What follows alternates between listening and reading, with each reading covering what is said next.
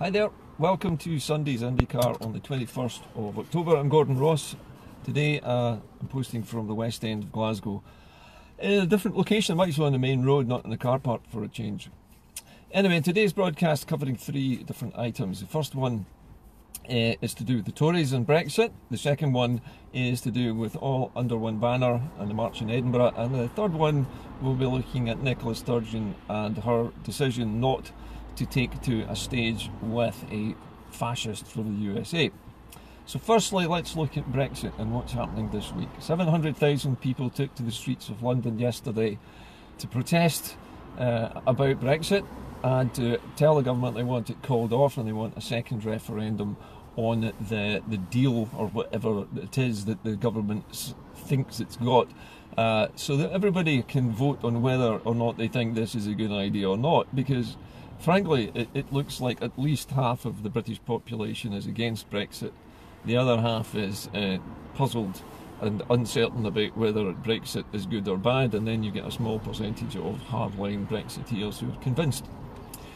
The point is that the wheels are coming off the Brexit bus now. That much is obvious by the sheer turnout of people in London. It's almost unprecedented to see over 500,000 people present in London to demonstrate against anything at all. And that goes to show you the depth of feeling there is against Brexit amongst the people in England. Now, there were a lot of other folk who came down from Scotland and Wales and Northern Ireland to protest as well. Unfortunately, it's hard for people from the Republic of Ireland to protest against something that the UK has decided to do, but it is vital that we remember that the Republic of Ireland is going to be hit hard by this. This is not something that only affects the UK. This is something that affects the whole of Ireland. And this backstop that the EU is making a part of the deal, this is the condition of the deal, has to be there for a number of very good reasons. One is that whatever happens after Brexit, the European Union needs a secure boundary, a secure outer border between itself and the UK, which is outside the EU. The problem is that the treaty, which is known as the Good Friday Agreement, is an international treaty, that no barriers, physical barriers, are to be built between the north and the south of the island of Ireland, which leaves everybody with a problem, not least of which is the fact that the people who live on Ireland don't want anything built across their island. Whether they live in the north or the south doesn't matter. So the British government is now using the situation of this extra extension that the EU was proposing to give them, in other words, giving them extra time to come up with a solution to the Irish border issue. And now the British government is throwing that back in their faces and saying that that they want that removed, or they want to switch it for something else. They want to basically just go with not having any kind of backstop at all of any permanent nature. None of these things can be agreed.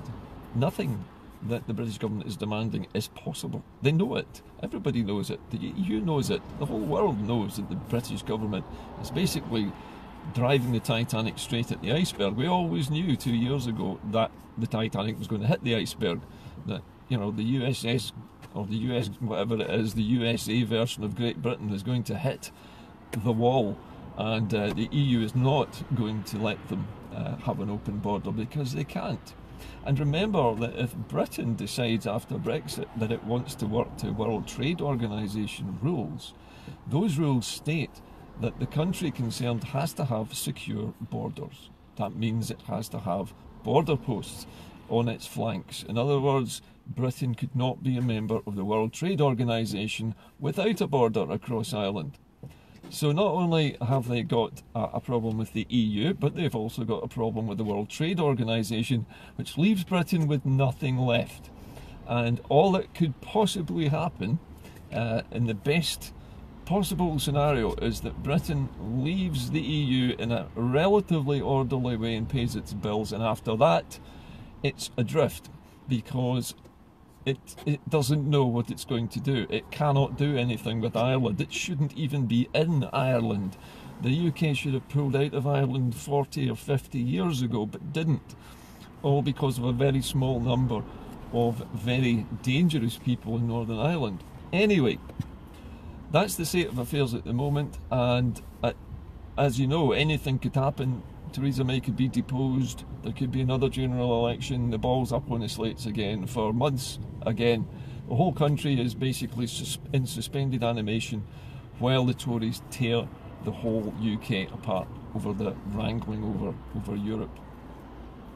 Coming to the second thing, all under one banner march. Okay, now, those of you who have watched this show and also who've been following the Twitter feeds of 3 of the leaders of All Under One Banner will know that there has been a lot of ugly language used, there's been a lot of infighting and complaints and bad language used and people being abused online. Now that clearly is not acceptable to anyone. I made a broadcast recently where I praised All Under One Banner for managing to create an event of that size.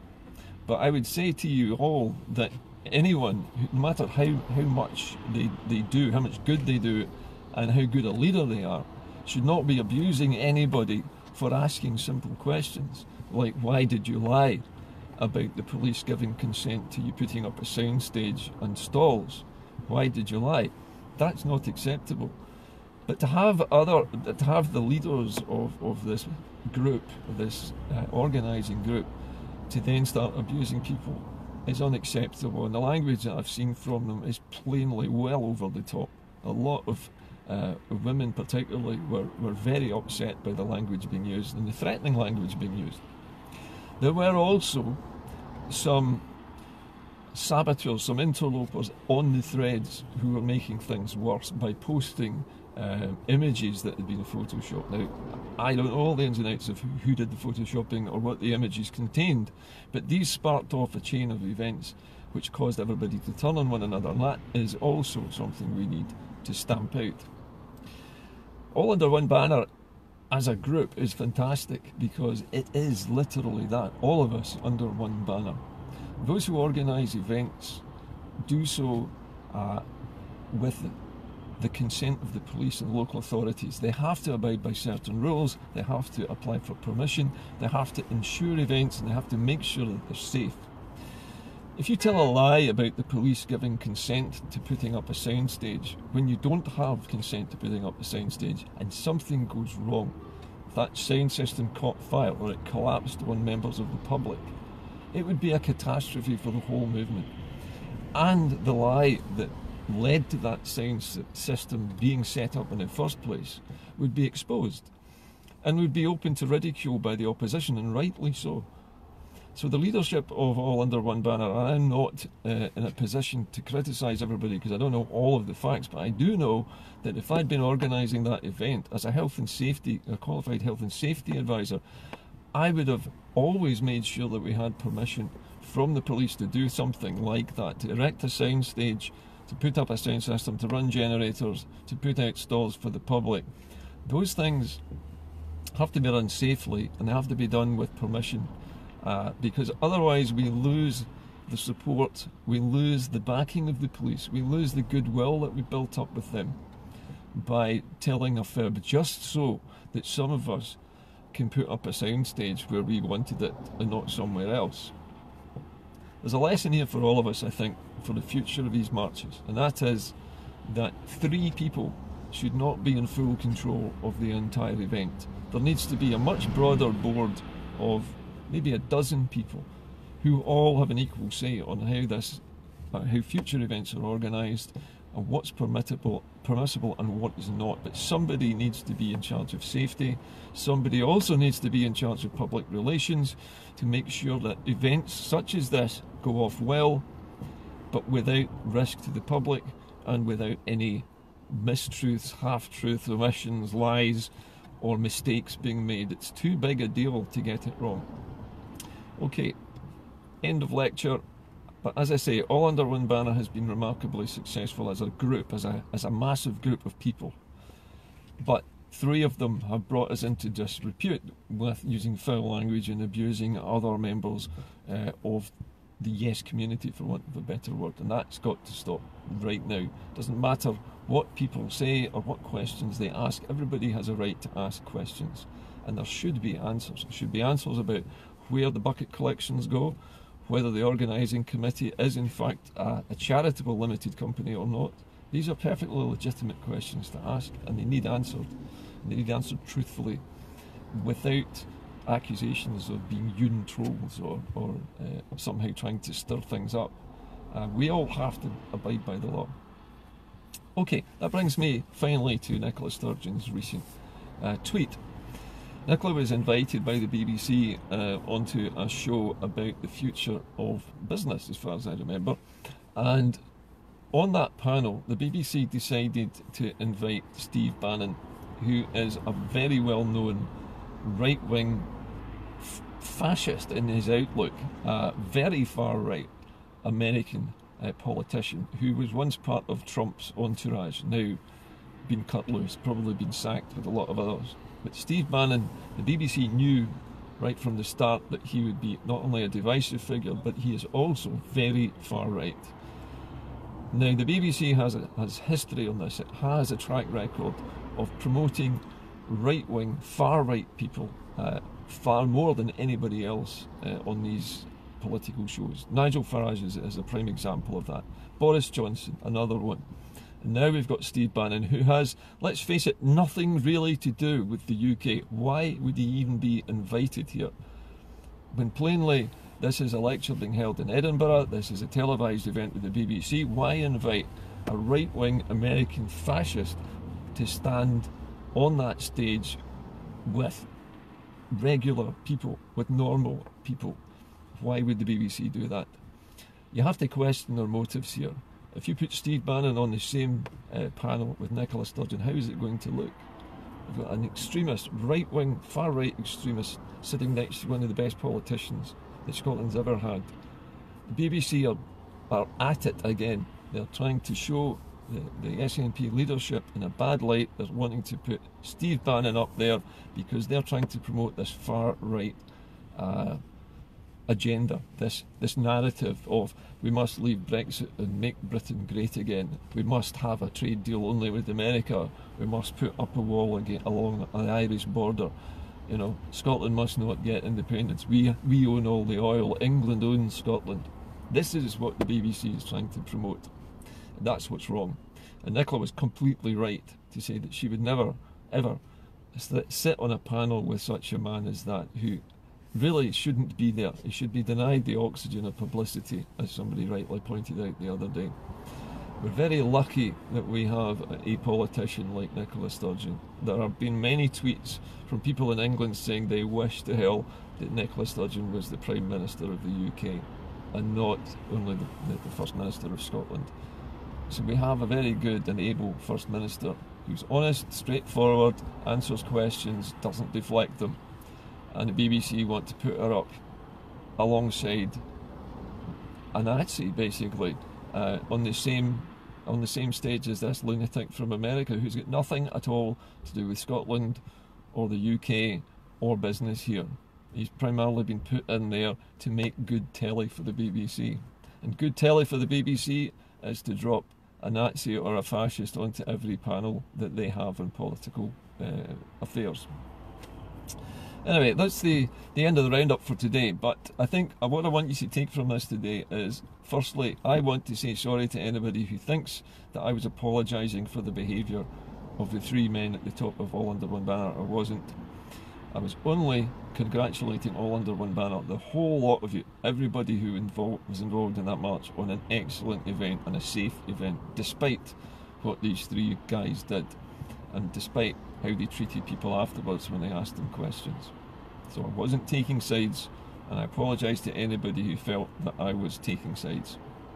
Right, I'll say it right there. I'm sorry, it wasn't my intention. Okay, so that's it for today. We've got a great First Minister.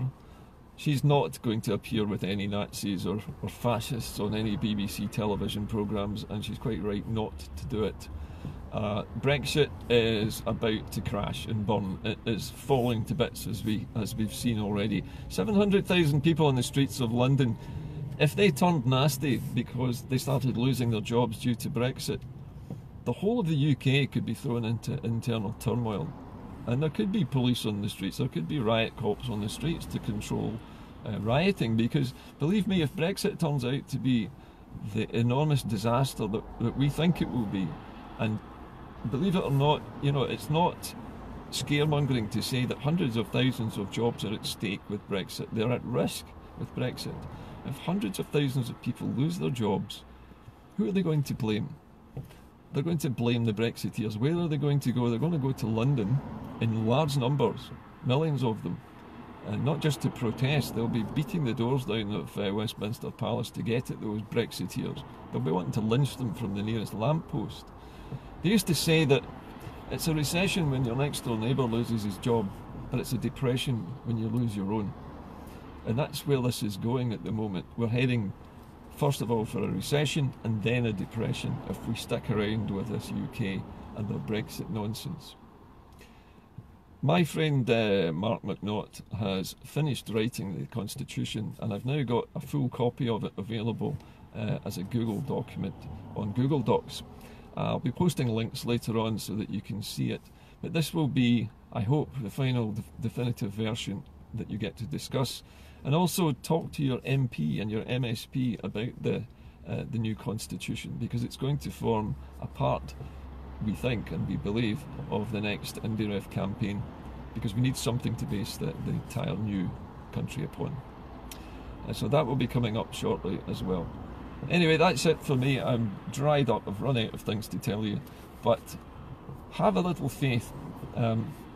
Pressure is building now in Scotland for independence. The last newspaper poll I read, which was in the Herald, showed 85% of the readership who responded to their poll want a second referendum on independence. Now you can equate that to 85% of people want independence because they can't get it without a second referendum. But you'll notice the papers, the unionist papers, are very careful not to say, do you want independence? They'll say, do you want another referendum? Because they don't like to mention the I word anymore. But 85% of people responding to a newspaper poll is good.